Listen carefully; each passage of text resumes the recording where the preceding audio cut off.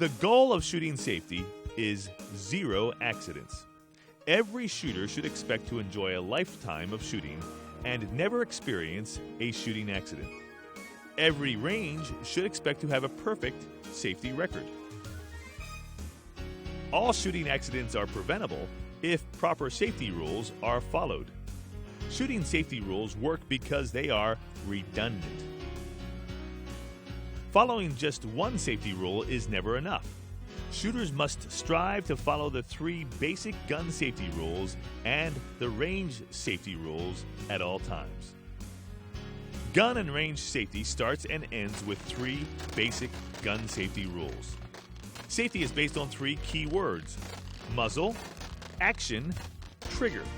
Remember the keyword MAT. The muzzle is defined as the point on any firearm where the bullet exits the barrel. The muzzle of the firearm must always be pointed in a safe direction. The muzzle must never be pointed at another person. On a range, the safest direction to point the muzzle is up in the air or down range.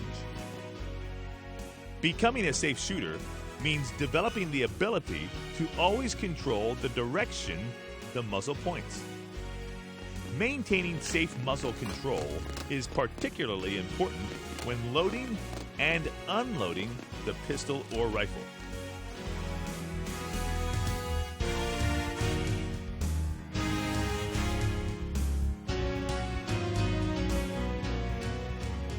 The action of the pistol or rifle must always be open when a gun is handled at home, on the way to or from the range, and when on the range. A semi-automatic pistol action is opened and unloaded only when the magazine is removed and the slide is locked back and the chamber is empty. A revolver action is opened and unloaded only when the cylinder is open and all chambers in that cylinder are empty. A rifle action is opened and unloaded only when the bolt is locked open and to the rear and the magazine is out or empty and the chamber is empty. The only time the action may be closed is when the pistol or rifle is on the firing line, in the shooter's hands, after the preparation period to begin has been given, or the command to load has been given. With bolts remaining open, load! When shooting is finished, or when the pistol or rifle is placed down to take a break, the action must be open and the gun must be unloaded, even if the pistol or rifle is left on the firing line. A pistol or rifle may not be removed from the firing line unless the action is open and the gun is unloaded. The civilian marksmanship program strongly encourages the use of open bolt indicators in all range firing. Open bolt indicators are inserted in the open action and chamber. This allows range officials and other shooters to confirm at a glance the action is open and the chamber is empty. The pistol or rifle action may be closed when it is placed in a gun case, but the action must be opened immediately when it is removed from that case.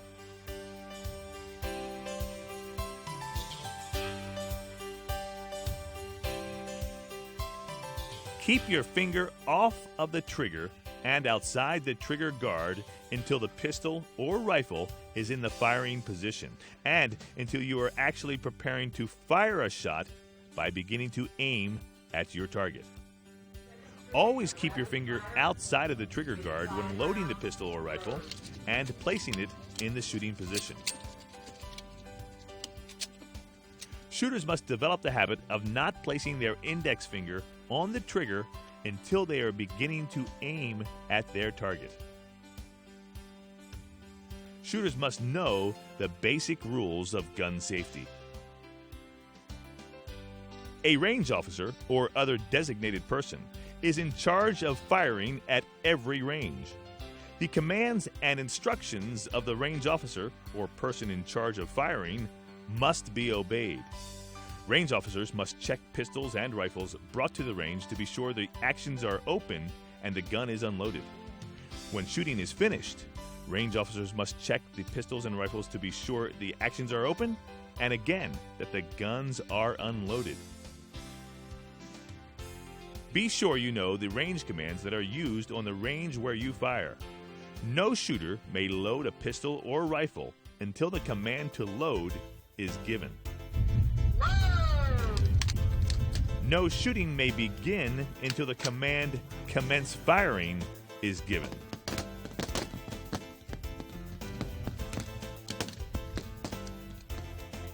Whenever the command cease fire is given, no further attempt to fire a shot may be made. The pistol or rifle must immediately be taken down, the action opened, and all cartridges and magazines removed from that gun. Cease fire! Cease fire! Cease fire! Shooters, stand easy. We have a boat in the impact area. Shoot only at the target designated for you. Be sure your target is properly placed on a safe target frame in front of a safe backdrop. Shooting at any object on a range besides your own target is strictly forbidden. Pistol and rifle muzzles must remain pointed downrange or up above the target whenever the gun is loaded and the action is closed. Special care must be taken to assure that the muzzle is never allowed to point at a neighboring shooter or towards any area behind the firing line during cocking and loading. Whenever it is necessary for shooters or range officers to go downrange to place or retrieve targets or for any other purpose, all pistol and rifle actions must be opened and rifles placed on the shooting bench or on the ground. No one may go downrange until authorized to do so by the range officer. No one may handle a pistol or rifle while any person is downrange. All shooters and spectators are urged to wear eye and hearing protection whenever they shoot pistols or rifles. Wearing eye and hearing protection is now required on most ranges. Finally, you must learn to treat every pistol, rifle, or shotgun as if it were always loaded. Even if you are sure your pistol, rifle, or shotgun is unloaded, and even if a range officer has checked it, treat that gun as if it were loaded. Be sure it is never pointed at another person, and the muzzle is always pointed in a safe direction.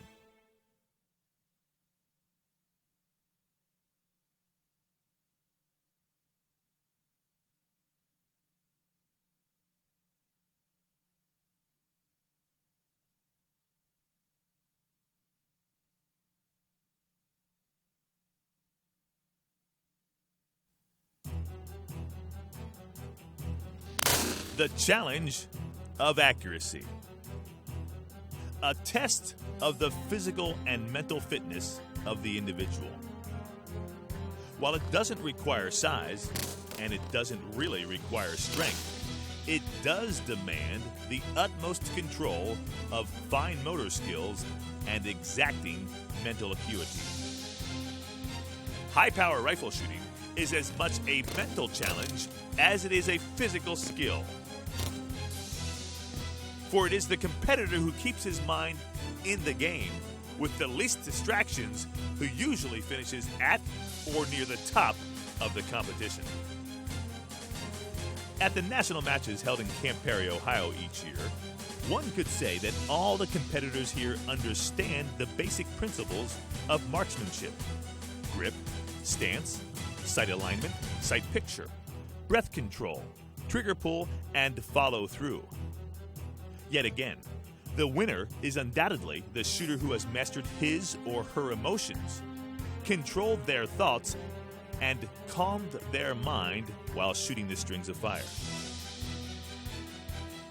Competitors shoot at 200, 300, and 600 yards at an X-ring that is 3 or 6 inches in diameter. The standing or offhand position is shot at 200 yards, with 10 rounds fired in 10 minutes.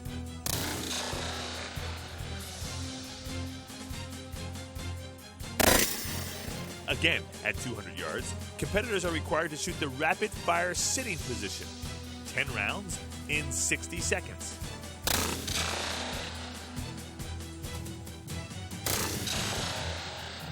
Then, at 300 yards, competitors shoot another string from the rapid-fire sitting position, shooting 10 shots in 70 seconds.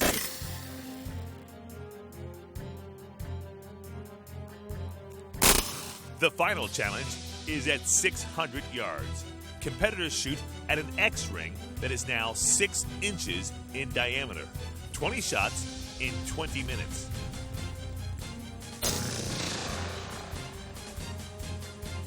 When you combine the unpredictable elements of wind, sun, and humidity with the challenge of consistent accuracy over the entire course of fire, you have a sport that demands the utmost in concentration and mental control. Welcome to High-Power Rifle Competition, Mind Over Matter.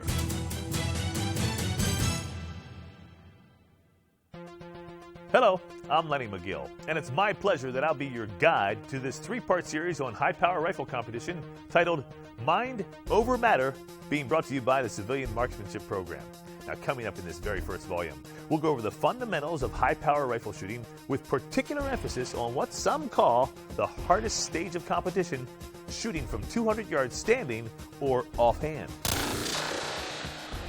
We'll also check out all the equipment you need to compete in high-power rifle competition, look inside the pits and learn how to pull and score targets, and we'll show you the Army's dry-fire laser practice techniques used to increase accuracy and stamina.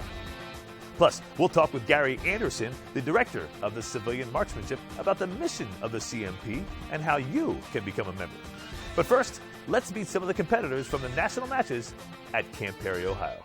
It's just mental, it's a lot of science, it's history, thermodynamics, physics, it's everything all wrapped. It's just kind of like golf, except, it's mental relaxation. It's fun. And it's great that that we can shoot as far as we do and, talk to people. How far do you shoot? We shoot 600 yards, and they think it's incredible. Up to 1,000, yeah. They think it's incredible that we can hit something from 600 yards. I've been shooting maybe 5-6 months. Yeah. So Yeah. You're relatively new. Yeah. What do you think about the sport so far? I love it. I've always loved shooting, and then I love it. Just nothing beats it. Obviously, you're here at the National Championship. This is your first or second year? Fourth. Wow. Fourth, yeah.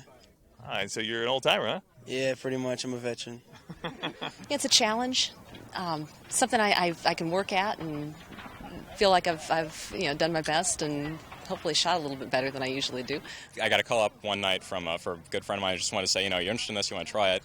And I said, sure, why not? I've been shooting for a little while, but nothing like this. Right. And it's at first it's a little intimidating, but it's really something when you get into it, and it's fun. I like the competitiveness and the camaraderie of everybody. And you right here, we've met people from Oregon, Wisconsin, Florida, Texas. It's not often you get to come out here and shoot rapid fire at 200 and 300 yards. You can't do that at home on those ranges. Right. So it's really nice to come out here and spend some time with him. Father-son bonding thing. We've been doing the Small Arms Firing School probably for 9 years straight now, my son and I, and it's between his scouts training and what he's learned here, he's been doing a fair amount of shooting. And, of course, we do this because it's a good father and son outing. I like the fact that, knowing that this sport takes a lot of discipline, as much as playing football or basketball. It takes as much discipline as any of the sports. It's a very delightful thing to be able to share this with your son. I came up here alone last year, and I decided I had such a good time that would be the next step was to bring my son, and along with him I brought his best friend, who also has gotten interested in this lately from our local high-power matches. So I thought, why not? Let's give these boys a taste of what it is to come up and see life in the Super Bowl. Each year since 1916, the Small Arms Firing School has conducted instruction for the safe handling of firearms and to provide familiarization and marksmanship basics to individuals with service-grade pistols and rifles. The U.S. Army Marksmanship Unit conducts the schools with the assistance of other service personnel representing their respective marksmanship programs. Do you have any questions at this time? The Small Arms Firing School is an excellent place for beginners and experienced shooters alike to learn more from the best instructors in the world. Looks real good. Your position looks very good. You're behind the rifle. Remember what I talked about? It's good. You're a pro. Firearms and ammunition are provided, as well as expert one-on-one instruction. The SAFS is open to civilians and military personnel. Rifle attendees must be 12 years or older, and pistol attendees must be 16 years or older. Now, I notice you're starting to grip harder and harder as you start squeezing the trigger, aren't you? The instruction takes place at Camp Perry, Ohio, in conjunction with the national matches. It is administered by the Civilian Marksmanship Program. The CMP promotes firearm safety training and rifle practice for all qualified citizens of the United States, with special emphasis on youth. You've got two shots that are in the X-ring. Center the target, just like this. The CMP operates through a network of affiliated shooting clubs and associations that covers every state in the United States. The clubs and associations offer firearm safety training and marksmanship courses, as well as the opportunity for continued practice and competition. For more information, contact the Civilian Marksmanship Program in Port Clinton, Ohio.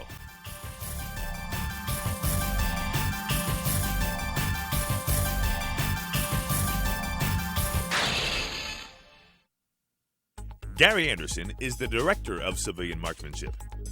He won Olympic gold medals in 300-meter rifle in 1964 and 1968. He won 7 individual World Shooting Championship gold medals.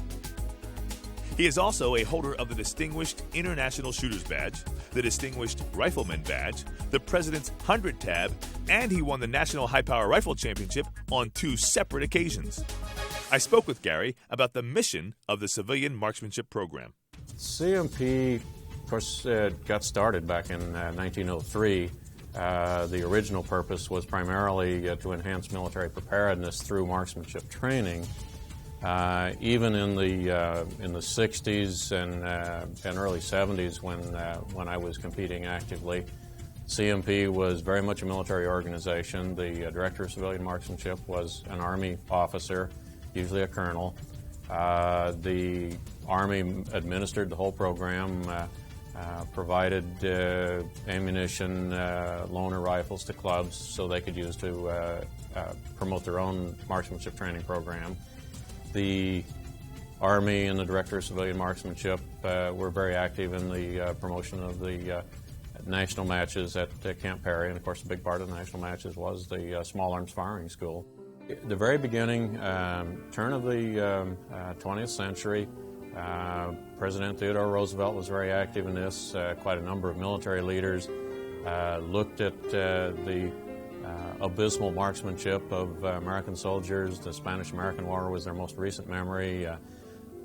Said we've got to do something to make sure that young people who come into the military service are better prepared to handle rifles, able to handle them safely, accurately, and that was the genesis of the civilian marksmanship program and the start of the whole program in 1903.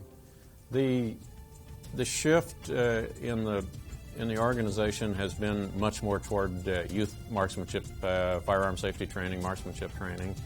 The Army continues to support the program, but the big change occurred in 1996, just 4 years ago, when the program was privatized. Congress established a new corporation, federal charter, very similar to the Red Cross, U.S. Olympic Committee, where now we're governed by a private corporation that still is responsible for administering the civilian marksmanship program, continuing national matches, continuing the Small Arms Firing School, but with a greater priority on youth training.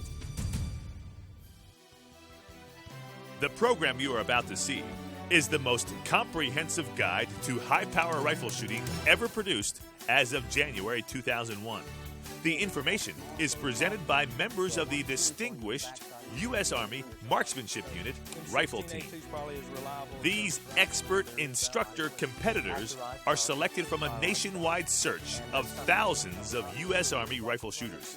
They are, quite literally, the best of the best, and they must requalify every year to remain part of this prestigious team. Now, let's get started with high-power rifle competition, Mind Over Matter. In this first segment, we'll meet Sergeant First Class Charles Coffey from the U.S. Army Rifle Team as he introduces the equipment you need to help make high-power rifle shooting more enjoyable and more rewarding.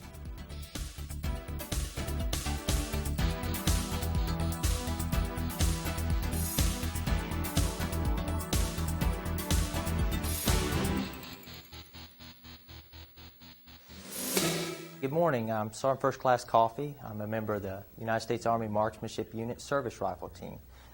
We'll be covering a few items that you will need to shoot competitive competition with the service rifle. So we'll cover the scorebook first.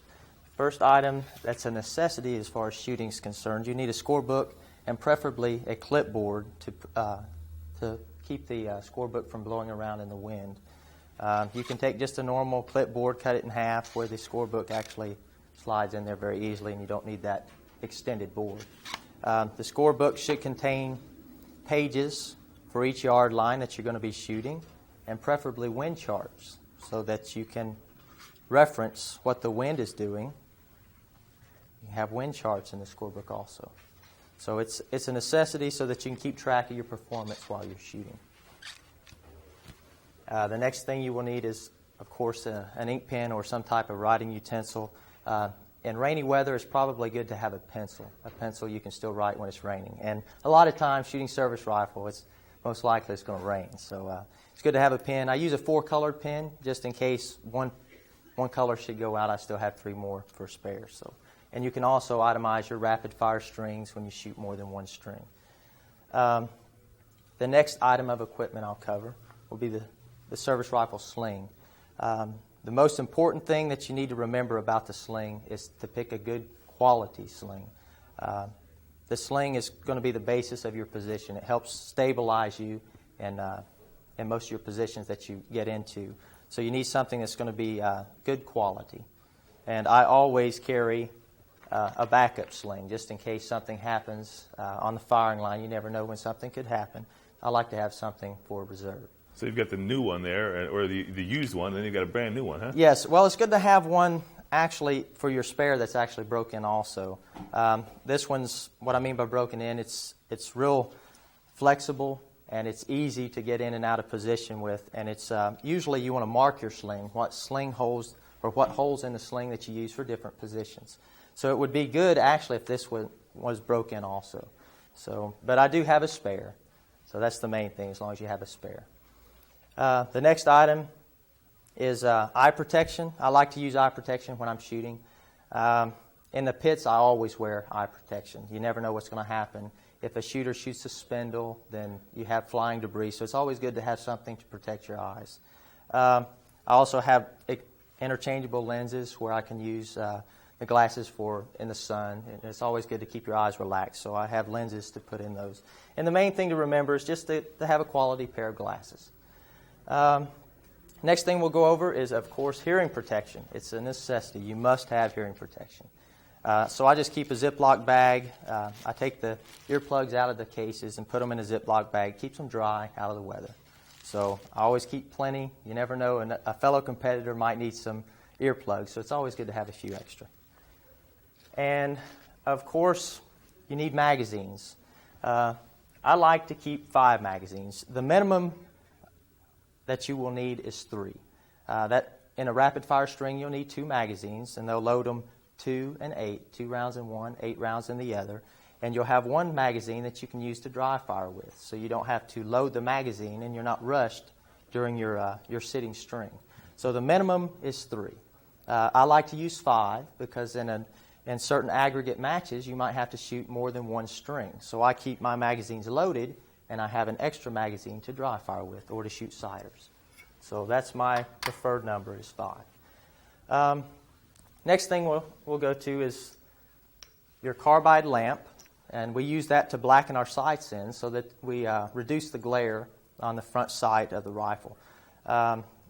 You of course have to have calcium carbide and something to keep it in. I use a baby food jar. It's very inexpensive and it works. It keeps it airtight so the carbide doesn't get wet. But the carbide lamp itself, you place a couple rocks of the carbide into the lamp and you sprinkle a couple drops of water in, screw the top back on the lamp, and then you of course strike the lamp and it burns a flame. It creates a sooty smoke, black smoke, and that's what causes the flat black color on the front sight post. Now, the idea is to blacken that sight. Yes, it's to blacken it so that you reduce glare when you're shooting. Mm-hmm. And some people use sight black too, right? Yes, you have. You can buy a can of sight black. That's the name of it. It's made by Birchwood, I believe. Mm-hmm. But anyway, you can buy that, and it works the same as long as you have something to reduce glare. That's the main thing. The next item we'll cover, of course, is the rifle. We use the M16A2 rifle or the civilian equivalent, which would be the AR-15. As you can see, of course, you have to have a safety flag, an NRA safety flag. Shows that the chamber is clear. We have markings on the rear sight just to keep track of our zero and different changes from position to position. If you'll notice, there's a book attached to the rifle. The purpose for that is so that we can keep track of the rounds that we fire. Once you fire a certain number of rounds, it's critical that you know how many rounds you fire so that you can change the barrel as you need to. So we keep track of the round counts, and we do that in a book. Of course, this isn't a stock grade rifle. It's accurized by our Customs Firearms Shop, and that's something that we'll cover later as far as the things that we do to accurize the rifle. I never knew that you had a gun book to count the number of rounds you shot. I wonder if many civilians do that. Well, I would say that a lot of civilians do, and another way to keep track of your rounds is, of course, your data book. You keep track of all the strings you fire, but just a check, a safety check, well, not a safety check, but just a control measure for us. We always keep a book mounted to the rifle with a little ring, so we keep track of the long-range loads that we shoot through it or mid-range loads and the short-line loads. So we itemize it by the type of rounds that we use, so we keep track of it. Very good. And the next item of equipment, which I feel is a necessity, is a quality shooting jacket. And of course, I just got me a new jacket. I had one that's getting a little tattered. I need a new one. So I got a new jacket. And the main thing that you want to look for is just a quality jacket. I like the zipper on the sleeve so that it reduces the bundle when you bend your arm in standing. And we'll show that later in standing position. But just a quality shooting jacket, something that fits snug and supports your back. It aids in support in shooting standing and the different positions that you shoot service rifle. So it's very important to have a quality shooting jacket. And all the top shooters have them. Yes, yes. Really helps your scores, doesn't it? It does. It stabilizes your position a lot. It dampens the pulse beat, and it just helps to minimize your wobble area. Mm-hmm. So it helps immensely. Shooting stool. There's a lot of different shooting stools that are used, or shooting carts. A lot of people call them different things. But the main thing that you need to look for is something that you can keep track of all your gear. And it's good to have a lot of pockets on it. And I put a lot of gadgets so I call it dummy cording. I can dummy cord different items down so I don't lose it when I'm transitioning from yard line to yard line. A lot of pockets, that way you can keep track of your gear. If you'll notice, I have wheels on mine. At Camp Perry, Ohio, during the national matches, you have a long distance that you must travel and carry your gear. So it makes it easier sometimes to roll the stool downrange. If you'll notice, I have a handle on it. You'll see short handles, long handles, something that's comfortable for you so you can move your gear from point A to point B. But there's a lot of different styles, and you'll see a lot of different configurations. I have bungee cords just so I can strap my gear down. I can place my rifle, my jacket, and my mat on top of this stool, and I can carry it anywhere I need to go, and I have hands-free, basically. So it's very important to have a good shooting stool. And you mentioned mat, so tell us about the mat. Yes, shooting mat, you want to try to find a mat that has a rubber surface so that your elbows, it reduces slipping of the elbows when you get in position, prone position.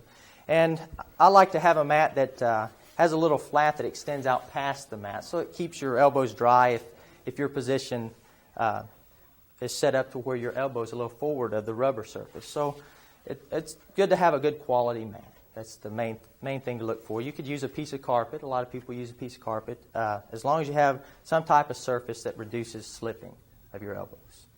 So that's the main thing to keep in mind with the shooting mat. Now we'll move to the other side of the table and we'll cover a few more items. And these are some of your optional accessories, right? Yes, well, actually, we have a couple more items that I feel are necessities, such as your sweatshirt. You need something to go between your T-shirt and the jacket, and a sweatshirt helps in that. It also dampens the pulse a little bit. It doesn't matter what kind or what color, but it also helps keep you cooler. Once you take your jacket off, it's usually wet with sweat, so it keeps you cooler to keep that sweatshirt on while you're on the range. But sweatshirt's a necessity. While I'm back here, I'll go ahead and cover a shooting scope or spotting scope. When you're on the different yard lines, you'll shoot, a lot of times you'll have a chance to shoot sighting shots. Well, you need something to actually reference where your sighting shots are hitting. And the way to do that's with a quality spotting scope. And there's many different brands, styles. It's basically personal preference and what you can afford at the time. But the scope that I have, as long as you can see where you're hitting so that you can reference shot to shot. I have a cover over my scope to help protect it. A lot of times moving up and down the range, you're a little rough on shooting gear at times, or a lot of people are, so it's good to have a cover to protect your scope. And as you'll notice, it's attached to a scope stand. That's to stabilize the scope, because you need hands free because you're working with the rifle in position. So you'll have a scope stand to keep the scope steady. And the main thing is just to get something that's going to be rigid and that will keep the scope stabilized during, if it's windy or while you're looking through it. Plus, you can move that up and down, right? Yes, you can move the scope up and down. So in prone position, you could have it lower, or in standing position, you can move it to the top of the rod, and you have plenty of adjustment on that. Mm-hmm. And the next items we'll cover. We have a shooting glove, and it's basically shooter preference. I like to use both. I use a shooting glove in standing position, and then I'll use a mitt in prone and sitting position. But it's basically what you like as a shooter and how you build your position. So I have one of each. You might find that you could use one for all positions. So I have one of each just because that's my preference. And that is for the forward hand, and that's yes, that's for the hand that actually, the platform, or the hand that supports the rifle. Mm-hmm. And you've got the sling coming across that, so yes. You really need something to protect it. Yes, actually, while you're firing, you would want to remove, like a watch like I have on. You want to remove it because the sling's going to come across the back side of the arm, and it's going to actually be supported, or not supported, but it's going to, the glove or mitt's going to help in dampening that. A lot of times if you have a tight position, that sling could be painful, so it helps to make it a little more comfortable for you. Right. So that's why we use a glove or a mitt, whatever you prefer. And like I said, on a lot of matches we go to, we have Mother Nature in it a lot of times. She's kind to us at times, but a lot of times it rains, so I like to have something to cover my gear. When you go to the pit area to pull targets, which all shooters have to pull pits, you want to cover your gear up so it doesn't get soaked with the rain. So I like to have a poncho. They have shooting covers designed to cover a shooting stool, but a poncho will work just fine, or a plastic bag, just something to keep your gear dry. Now, we'll cover a few items that aren't necessities, but they're items that can make shooting a little bit more enjoyable for you or easier for you. I like to keep a can of Hawkeye, and all it is, it's like a spray glue. And if you have problems with your elbows slipping on the mat or slipping on your knees in different positions, you can spray a little bit of this, and it helps to, it gets a little tacky, so it helps to keep that elbow or something from slipping. So I like to keep a can of that just in case. It's always good to have a rule book.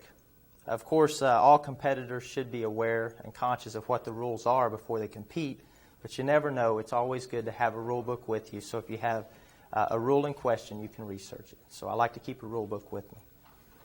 Sunscreen. We're out in the elements, so it's good to have a bottle or just some sunscreen, keep from getting a sunburn. So I like to keep some sunscreen around. I also prefer to keep a lens pen, just something that I can clean the lens of my scope in case it's foggy or has some dirt or debris on it. I like to keep something where I can clean the lens of my scope. That's just my preference. You don't have to have it, but it's just nice to have. So I like to have a lens pen. A wind meter. It's basically, like I said earlier, we're in the elements, so if the wind's blowing, it's always good to know what the wind speed is. So I have a wind meter to keep track of what the wind speed is, and once I combine the wind speed with the direction, I can refer to my chart in my plot book, and I can keep track of how much wind I should need for the different winds that's on the range. So it's good to have a wind meter. You don't have to have it, but it's just an advantage a lot of times if you know what the winds are doing. It helps you be more exact. Yes, it does. It helps you be more exact. And of course, with a lot of shooters, the more exact, the better they perform. So it's good to have a wind meter. A little round pouch. Shooting standing, you have to have some place to put your rounds while you're firing. And this makes it a little easier. It slides into the pocket of the shooting jacket, and you can place all the rounds in the appropriate slots, and you have two little spots for your sighting rounds also. So you can keep track of your rounds, makes it a little easier, more convenient. It's not something you need, like I said, but it is something that makes it a little easier. You have to lean back over it all the yes, time? You don't have to bend over, and a lot of times when you bend over with the shooting jacket on, you loosen your jacket. So if you have this attached to your jacket, you don't have to bend over so it doesn't loosen your straps and you have to rebuild your position. So it makes it a little more convenient. It's always good to have a towel or something to wipe your face or the rifle off. Just in case it's raining, or if it's real hot, you can wipe the sweat off the rifle or off of your face. So it's good to have a towel. It's not a necessity, but some would argue that. They would say that it's a necessity. But it's good to have something to wipe your equipment down. Then the final item we'll cover will be the shooting pants. It helps with different positions that you get into. It dampens the pulse speed, like a sitting position, for example. When you have these pants on, if you'll take notice, on the knees or on the mid part of the leg, there's some rubber pads. That helps reduce the slipping of the elbows. So it's not something that you have to have, but it helps. And every little thing that helps, of course, is good to use. So I found that it helps me with my elbows slipping, so I use them. And it's just something that if it works for you, use it. If it doesn't, then of course you don't have to. But shooting pants, it's very important also. That's all for the equipment section, so let's go out to the range. As you can see, there's quite a bit of equipment you need to help you get the most out of this sport. But with the proper tools, any job is easier. Now, in this next segment, we're going to meet Sergeant Chris Hatcher as he shows us everything you need to know about shooting offhand from 200 yards.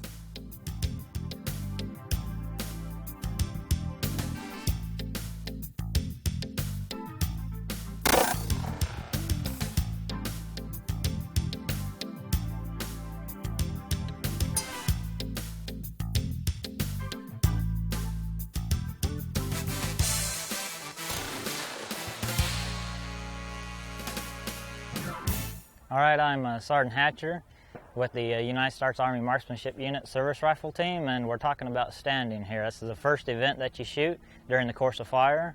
And the first thing I'm really going to do with all my equipment is in the morning when we get up to the ready line, which is about 15 or 20 feet behind the firing line, you're going to get your equipment ready. And I'm going to fill out my data book, my score book, and I'm going to put all the pertinent information. I'm going to put, fill all that out, date and time and firing point, and I'm going to put all my zeros in my score book so I don't have to, keep up with them as the day goes on.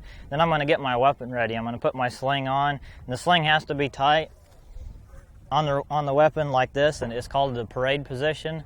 And you want it fairly tight, a little bit loose so you can move it around when you get into position with your hands and stuff, but you don't want it dangling out real loose because then you just have a weight down here hanging away from the rifle that's going to move the rifle potentially when you're shooting a standing position. The next thing I'm going to do is I'm going to blacken my sights with some carbide. So I have my little carbide lamp here, put just a couple rocks in. Doesn't take too much. And then to activate it, you just kind of have to spin it or pour some water in it.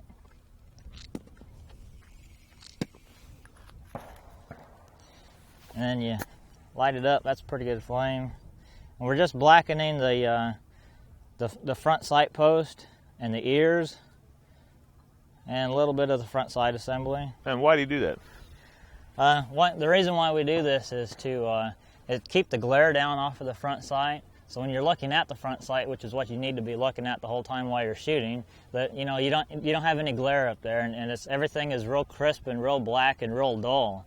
And your eye gets tired of looking at something if it has a glare on it. If it doesn't have a glare on it, then it's easier to look at for your eye all day long, and it doesn't. You get into eye fatigue as the day wears on. So everything that you can kind of make dull on the rifle, then you go ahead and do that. Some people go ahead and blacken like the rear sight here and up inside the rail here to keep the glare down from that. It doesn't really bother me too much, so I don't worry about doing that. But doesn't the sun also change the sight picture in a sense? It does. Light definitely affects you. It depends. In some people, it affects more than others. Like light color, if you have light-colored eyes like I do, I have blue eyes, then the light affects more than somebody with brown eyes. And the reason why that is because more light gets into blue eyes and it reflects more. And then than it does with darker people. So it will affect you more. If the sun is out from a certain direction, you may have to adjust your sights towards the sun. And then as the sun goes away, and you have to watch this as the day goes on, if there's cloud cover, then you have to adjust away from where the sunlight would be coming from if the sun goes behind a cloud. So you have to be aware of that, and that's one reason why we have the scorebook, is to annotate that, saying, well, when the sun is coming from this direction or this direction, I have to, it's worth like a half a minute or a minute maybe for some people in that direction. The biggest thing is going to be for elevation changes. The elevation is going to change also because the light, hits the face of the target, and it all has to do with reflecting how much light is coming back off the target. So you really have to, keep everything annotated in the scorebook, and you have a remarks section in there, and maybe even keep a little bit of a diary saying, well, as time goes on, I've noticed as time goes on, I'm getting less light sensitive. Some people, as time goes on and their eyes get to where, they have to wear glasses and stuff as years go on, you get more light sensitive as years go on. So you keep track of that like in a diary or in your scorebook. And then you also keep track of it like temperature. Temperature will affect your zeros a little bit. If you shoot in 100-degree weather versus, maybe a 65 or 60 out, your zeros are going to be a little bit different just because of temperature. Not a whole lot, but, it's something you keep track of in your scorebook, saying, okay, well, just be aware of things at that point. It's not necessarily, there's no set rule of saying, the 20 degrees temperature change means a half a minute in elevation change. That's not a set rule or anything. All you do is you be aware of that. Say, hey, it's hotter out here than it was a couple weeks ago when I practiced. I'm probably going to have to make some sort of zero adjustment for that.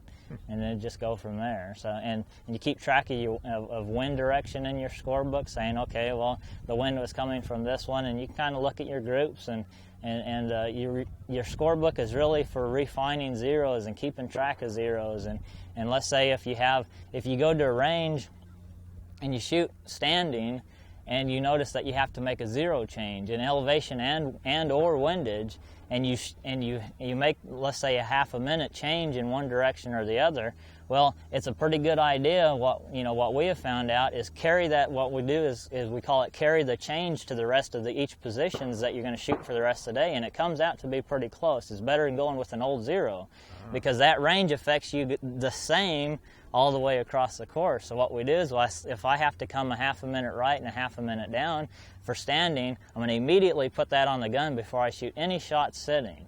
And then if it works out sitting, then I'm going to definitely carry that back to the 300 and back to the 600. So you keep that in your scorebook. So you don't have to remember all this. You don't have to have a good memory to shoot this sport. You just have to remember to write some stuff down. in here and just keep track of everything. That's pretty neat. So it's kind of really the scientific side of the sport. Oh, sure, yeah. That's where the record, your record keeping, because there's too much other stuff to be thinking about during the day to try to remember all these small little minute changes. Saying, well, I have to come down a half a minute before I shoot here. It's too difficult to keep track of all this stuff. You're going to keep focused on your shooting game mentally as much as you can, and not all this other stuff. So you just use your scorebook, write it down, and say, okay, and refer to that scorebook. If I'm going to make a change, I'll write it down in my sitting, where I'm going to keep my sitting group, at. I'm going to write it down. Hey, I need to come down one and left two, or something, whatever the change is, and I'll keep track of that. So when I get to the sitting, and because we don't shoot this straight across the course, like relay 1 comes up and relay 1 does everything right in a row. Relay 1 will come up, and then 2, and then 3, and we have all sorts of pit changes and everything. So it could be an hour, or it might be like I spent like as long as 2.5 or 3 hours between standing and sitting, because the way the pits rotate and how many relays we got. So it's a long time. You can see that's 3 hours of doing other stuff, pulling pits and talking with people before you shoot the next relay, before you shoot your next position, and say, hey, I've forgotten about all that. Right. Now you're behind the power curve, because every point in this, every little mistake, the winner is whoever makes the least mistakes. And so the scorebook is really big on this. I hope you heard that small kernel of wisdom in that last sentence. The winner is usually the shooter who makes the fewest mistakes. Keeping an organized scorebook will help you avoid mistakes and enable you to improve rapidly. Let's move on now with Sergeant Hatcher as he shows us how he builds his position. So what I'll do is I'll just come up to the general center area of my point, and I'll be looking at it as I'm approaching it, and I'm looking for that piece of ground that I'm going to stand on. And I'm going to be walking up to it, and I want to find, and I know about how far apart my feet need to be when I'm shooting standing. So I'll pull my stool up to a rough place where I think I might want to stand, and I'll start kind of doing this, kind of walking around on the ground just a little bit, moving my feet, feeling for that best place. It's kind of a feel kind of thing. I have my feet approximately shoulder width apart, and I'm basically 90 degrees. My body is 90 degrees to the target, so I'm not really worried about exactly where my target is right now. I'm just basically facing down the line here, looking for this piece of ground to stand on. Now a good piece of ground to me is my heels are basically level front to back. If anything, I want my right heel lower than my left heel. I don't want, because that helps bring the muzzle of the weapon up. And so I get a better position like that. If you have your left heel lower than your right, then you're going to tend to have to kind of muscle everything up, and that's not going to help you at all. So that's what I'm looking for my heels. Now, as in reference, when I'm setting up my feet, I want my toes higher than my heels. I don't want my toes lower than my heels, because if that happens, your toes are like this, and you want to fall forward towards your toes, and you don't want that. You want everything to be real balanced and real solid. So what I'm doing is finding a place to where my heels are basically level front to rear, and my toes are even or a little bit higher than my heels are.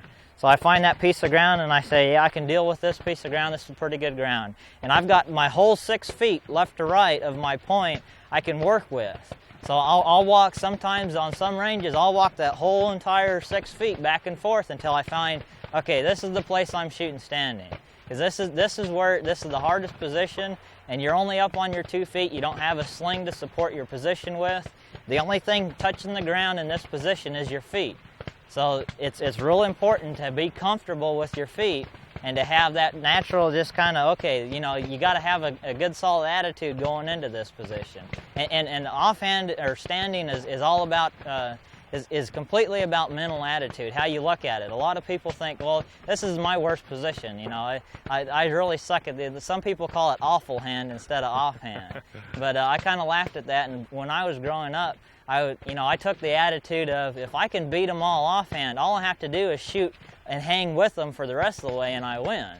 So I made it a point to learn how to shoot offhand, and it's all about attitude. This is the most mental part of the game right here. This is the most mental kind of position there is, because you have to worry, the wind a little bit, but the wind is pushing you around. You don't have to read the wind, but it's going to be pushing you around, so you have to deal with that movement while you're up there, and we'll talk about movement in a little bit.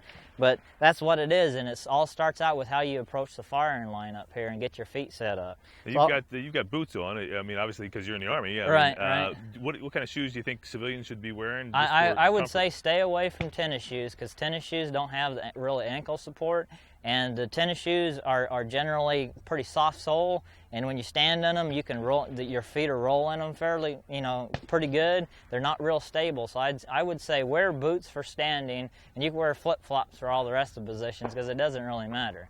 So, but wear a good pair of boots with a flat sole. Don't get like a rounded sole kind of thing. And if you got a heel, don't make sure it's not a real high heel boot. Make sure it's a pretty flat sole, and because that's your platform that you're standing on. Even though the ground isn't flat, if your boots have a real good wide sole on them and they're nice and flat, that's going to give you a real good platform to sit on. Plus, if you get like all leather, I'm wearing combat boots right now, and they don't give as good support as a full leather boot does. But it's a good pair of boots. I can shoot good offhand in them. I have a nice flat sole in them, so I'm happy with these. But definitely shoot in boots, I would say. And then you could take them off right after you shoot. You only have to wear them for standing. That's all you have to do. So I don't wear the shooting pants. You might wear shooting pants for some of the for sitting or for prone perhaps, but for standing, you don't need them. They're not going to help you out any. The only equipment that you need for standing, you can leave your mat back at the ready line. I bring up my scope because it's kind of hard to see where the shot is on the target sometimes.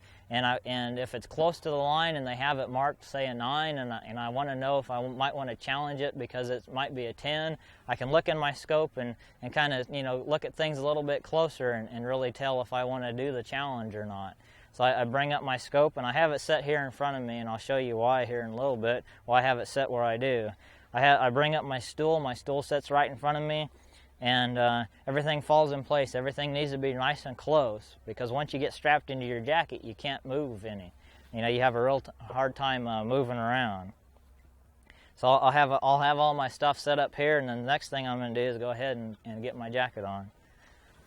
And obviously the jackets are really important for standing, right? Oh, absolutely. This is the most important piece of your equipment that you have, in my opinion, right here.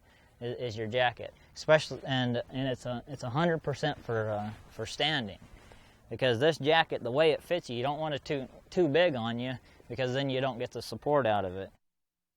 And I'm gonna buckle all the buckles. I start from the top down, and probably most people do too. And as I work down, I kind of work the jacket on me here. And what I'm doing is I'm pulling it around together so I can get the buckles together, and I'm also pulling it down. I'll sit here and I'll kind of wiggle it down and set it on my shoulders, because I don't want it riding up here. And I'll just keep on buckling. And right about here, I gotta put my feet and legs together so I can get into it, because you want a really tight jacket. The bottom 2 buckles are gonna be the tightest. And if you notice right here, so on all these buckles, I have like paint marks right here. That's a reference mark for how tight I need to be. So that gives me a reference mark, kind of like on your sling. You have holes on it, and you want to be in the same hole so you get the right same tension each time you go into position.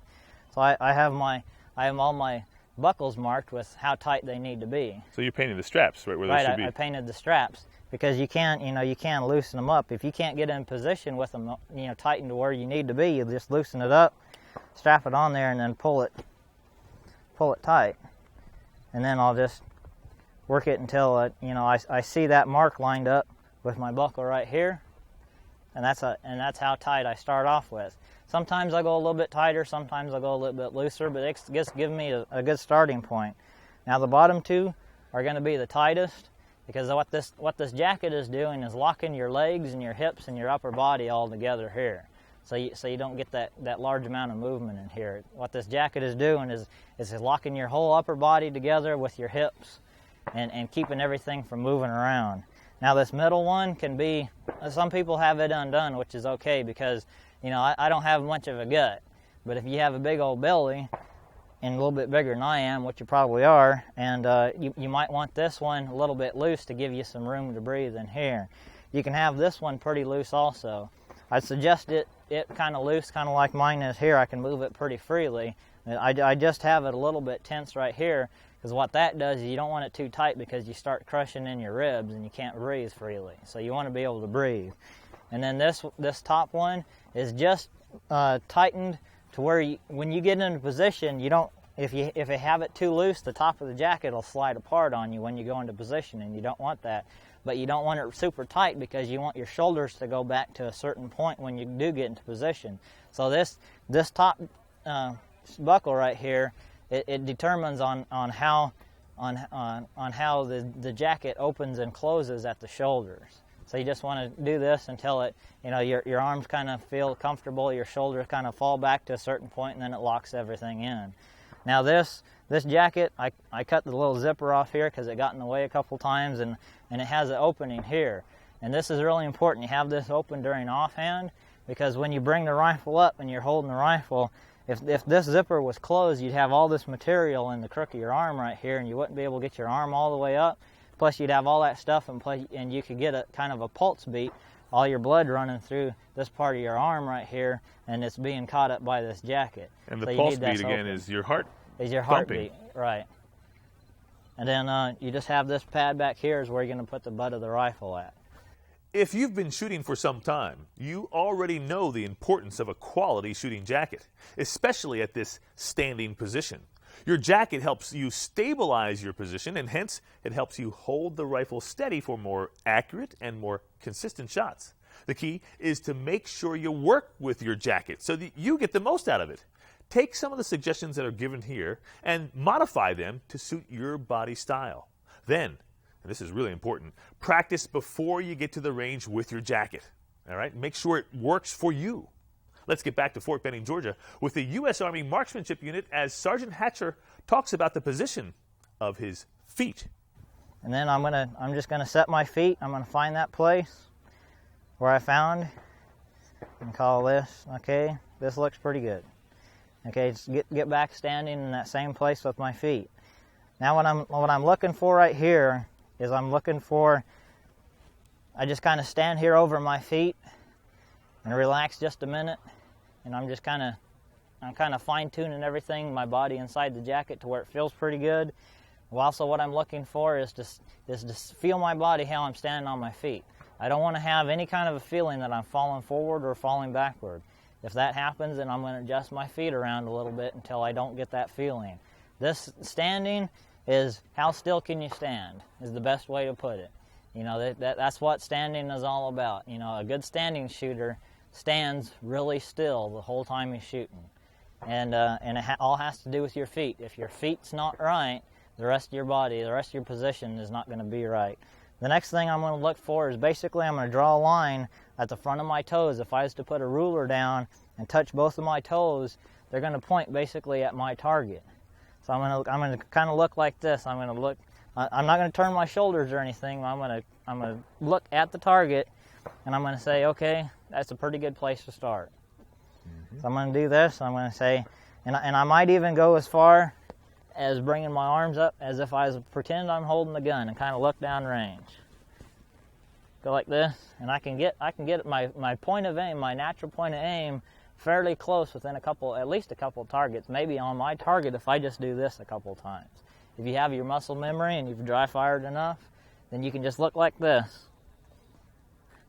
And you can basically feel that's a pretty good position. Your feet, your legs, your knees, you want just slightly bent. You want to be balanced on your feet. You don't want to feel like they're too close or too far apart. And you want a fairly upright position here. How about your spine? Are you arching back? Are you leaning forward? Or you? The spine. When I holding the rifle, you're going to see me. I'm going to arch the spine a little bit. What I'm doing is I'm kicking my hips out forward just a little bit, and I'm kicking my hips out forward and a little bit frontward also. So you're going to go in front of me and a little bit to my left. what that does is it brings the weight of this rifle, because it's so heavy, it brings it back up over this hip here. So I'm not holding it up with my arms up here. What I'm doing is I'm taking all this weight that you have out here, and your body's naturally going to kind of do this. As soon as you bring it up, you're going to kind of want to go like this to offset this weight out here. You bring it back, and then I'm going to have good bone support through my hand, all the way through my arm, right into this hip, which goes right in this leg, which goes right in the ground, and I have good bone support all the way to the ground, which is what you're looking for in every position, is a real good bone support. Now, there's another very good kernel of information in that last sentence. Your position needs to be formed with bone support. Once you introduce muscles to hold the rifle, you introduce movement, because your muscles can only hold the rifle for a short time before you fatigue and you start to shake. So, as you build your position, keep in mind that your objective is to let your bones support the rifle as much as possible. The next thing I'm going to do, I use a glove instead of a mitt. That's for standing. That's for standing, yes. I use a finger glove like this, and I'll show you exactly why here in a second. And as you see, I have my scorebook. I have my stool set up right in front of me. It's to hold my weapon, because my weapon gets too heavy after about 20 shots here. I have my scorebook, so all I have to do is lean down here and write down my score. I'd have my bullets set up right here so I could reach them nice and easy. Some people put their ammunition in the pocket of their jacket so they can get to it, and that's just kind of a personal opinion type of deal. I have my scope set up right here. Again, it's right by my stool, so if I need to look through my scope, all I have to do is lean down like this, and I can see my target and say, okay, I can see my target right there. So that's really the only reason I don't personally ever use a scope. I just take the chance, and I have pretty good eyesight. The target's pretty well marked for me, and I can tell where the target is marked. I can always see it. And if the shot is challengeable, and I really think that I shot a 10 and not a 9, then I'll challenge it, and I'll take that chance. And but if I think it was a 9 and it comes up a 9, even if it's a close 10, I won't challenge it, because I'm not going to question the integrity of the people down in the pits. They're pulling my target, I'm pulling their target, and everybody's giving everybody a fair shot in this game, and that's what I truly believe. So I'm not really going to question them too much, unless if it looks blatantly obvious that it's not that score. So next thing I'll do is I'll just grab my rifle here, put in my magazine, and at this point they'd say your 3-minute preparation period begins when your targets appear. Targets would come up, that's when you can touch the rifle. Go ahead and take your safety flag out, put your magazine in here, and you can start dry firing at that point. And how important is dry firing at this stage? Dry firing is critical at this stage of fire. It's more important than everywhere else, because you have to truly, you're building this position each and every time that you get into it. So you have to get everything, you have to get your body set before you, because as you can see, the rifle's completely out of my hands and completely out of my shoulder. It's not attached anywhere to my body, not with the sling. And so each time you go into position, you're building that position every single time that you go into position. As far as I go, standing is almost all feel. It's not very much. Just position plays together, a natural point of aim, but I go completely by as much as I can by feel. If there's an old saying, if it feels right, it is right. If it doesn't feel right, it's not. And every time you go into position, if something feels wrong before you shoot the shot, you need to go ahead and stop and rebuild that position, because it's not wrong. Your body, somewhere in your body is telling you, hey, it's not wrong, don't shoot this shot, it's going to be a bad shot. And a bad shot standing is going to be way worse than a bad shot anywhere else, because this is the least stable position there is. Mm-hmm. And this bad shot could be a 7 or a 6 or something or like a miss that. Or right. Yeah, that's right. They're really ugly, aren't they? Could be really bad, right? So now there's a half a dozen different positions that you could put your non-firing hand. I do like this one. What I do is I split the magazine well with my first 2 fingers right here, and what I'm doing is I'm actually supporting the weapon right here with these two, in between these 2 knuckles right here. And what I'm allowing for, I'm going to have a nice straight wrist. I'm splitting the magazine well with these 2 fingers, and I'm really, all the weight of the rifle is going to be right here on these 2 knuckles, and I'm going to have a nice straight wrist, through bone support, through my arm, right into my hip, and right into my leg. Let's see a couple other positions too. So you have this. Some people shoot kind of like this. They grab the hand guards right in front of the magazine well, and they kind of go like this. Again, fairly straight wrist, and they've got real positive control over the weapon. You're not grabbing it, but you've got nice positive control. It's not going to fall out. You can hold on the palm of put the magazine on the palm of your hand there. You can do like some people. They put their thumb up underneath the slip ring, let these fingers come up over like this. In front of the ejection port? In front of the ejection port. You're shooting soul fire, so you don't need it to eject really. The brass will just fall back in on the magazine, and then when you take your hand away, you just kind of tilt the rifle over to the side, and the piece of brass will fall out. So there's no problem with the gun functioning or accuracy or anything if you put your hand like that. So some people do like this. Now all this stuff up here, how to hold the weapon with your non-firing hand, is going to be completely personal. It's going to be different for each and every person, and the reason why is I can't really hold it like this because when I go into position, the muzzle of the weapon would not be high enough. I can demonstrate.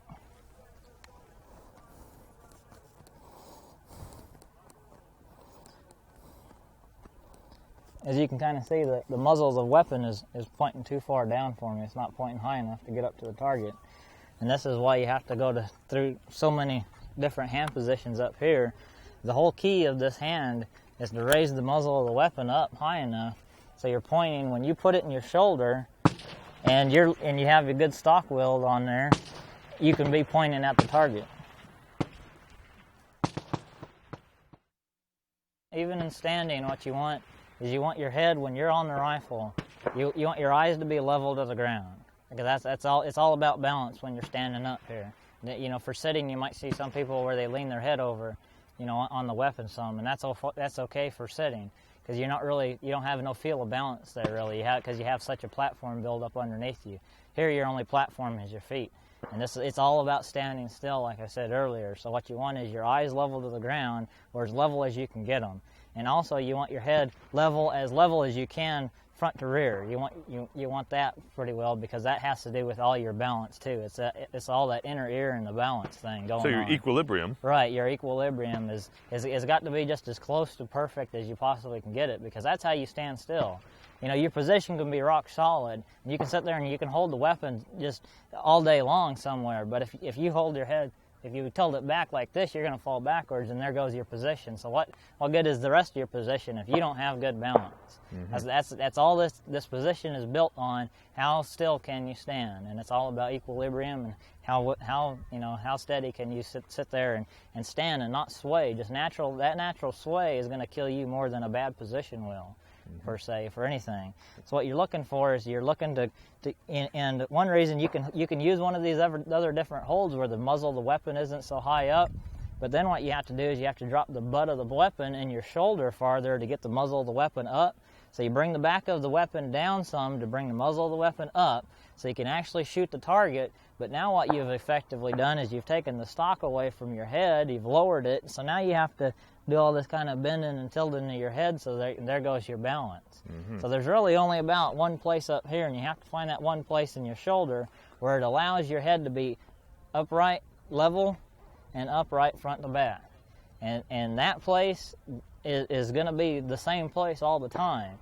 So what you need to do is you need to find that place, keep in mind that place, and now you need to find out how you need to hold the front of the weapon to get the muzzle of the weapon up higher.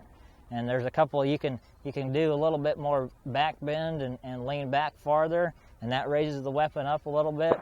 But the most you're gonna, how to get the weapon up the highest is all with this hand and how you hold it up in here. You might have to go as high as holding it off of the magazine, but that pushes it really high. Most people don't need to do that. Even short arm people, they don't need to hold it that off the bottom of the magazine.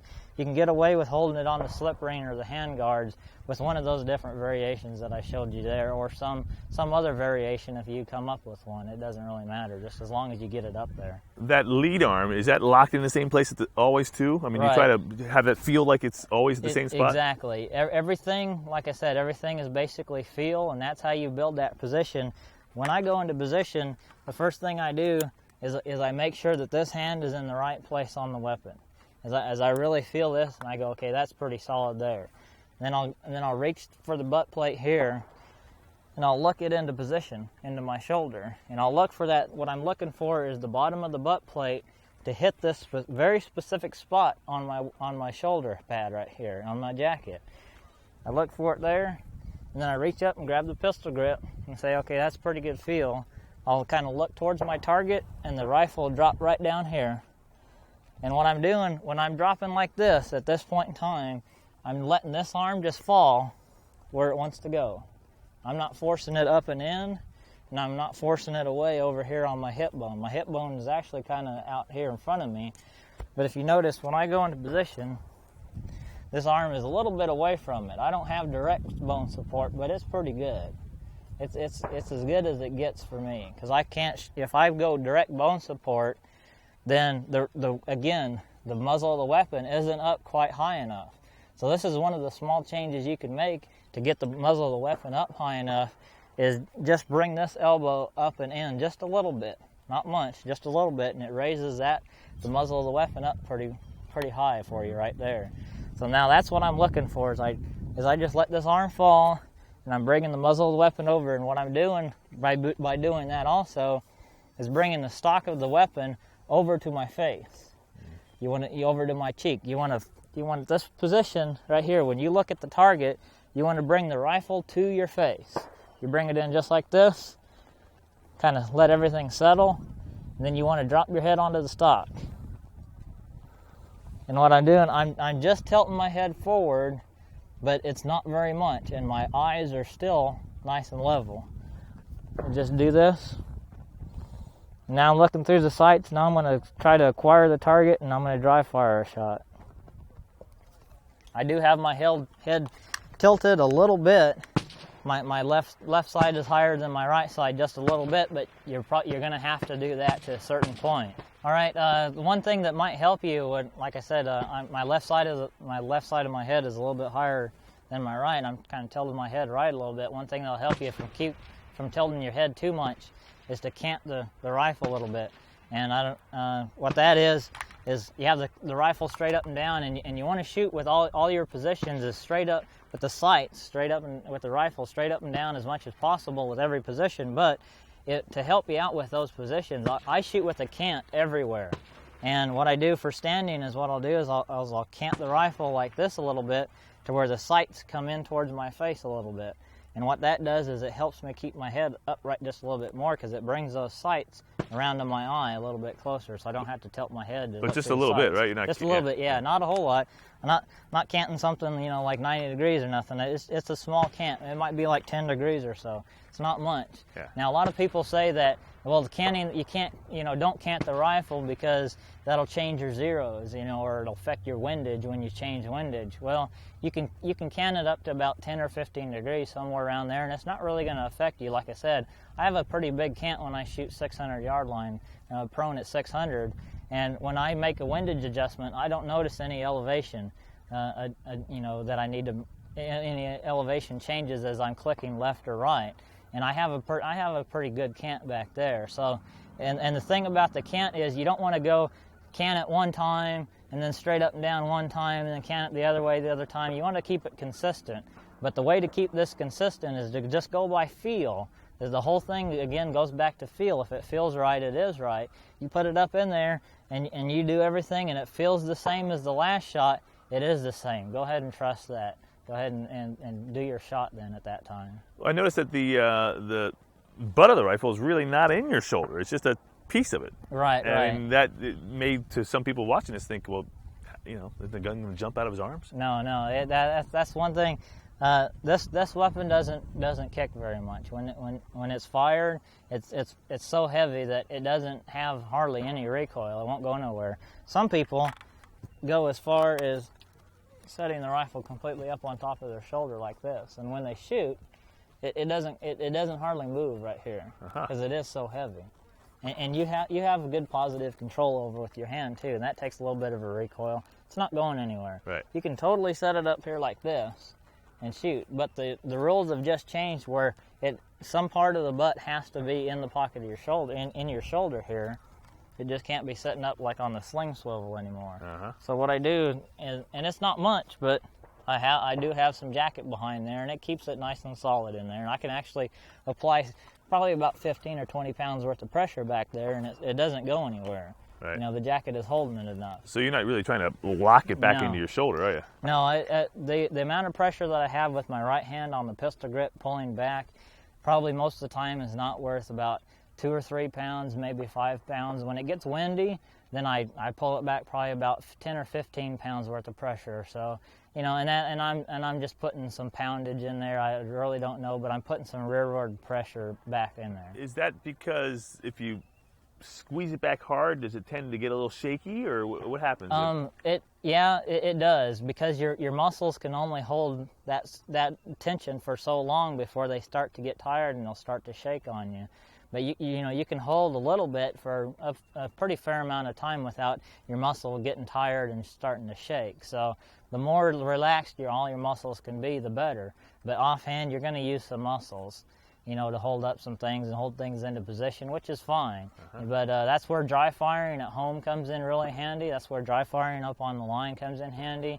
As you start getting used to the weight and you start building up muscle memory, as we call it, and pretty soon your muscles learn, okay, it's this tight and I can hold it for 5 minutes at a time without really getting tired and shaking a whole lot.